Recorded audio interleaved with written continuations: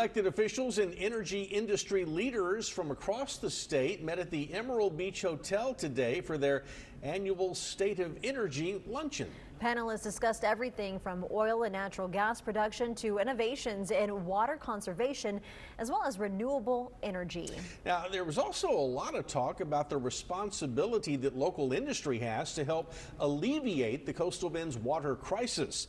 Texas General Land Office Commissioner Don Buckingham was at today's event explaining how desal and reusing water when drilling for fossil fuels could become key ways to reduce our water shortage.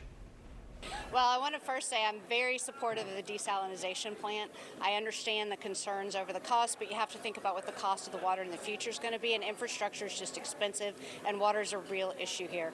Of course, desalinization is part of what we're doing with the produced water. It's a component of it, so they go hand in hand. Port of Corpus Christi CEO Kent Britton was also part of today's panel. He says that produced water could reduce the stress on other water sources throughout the state, leading to more water trickling down to us here in the Coastal Bend.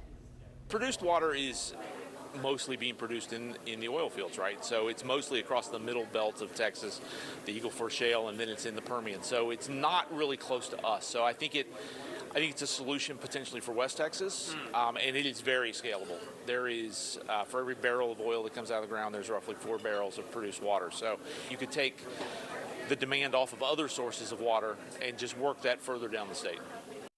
Other topics discussed included increasing shale production and innovations in renewables like geothermal, nuclear fission, and nuclear fusion energy, potentially bringing thousands of jobs to the state.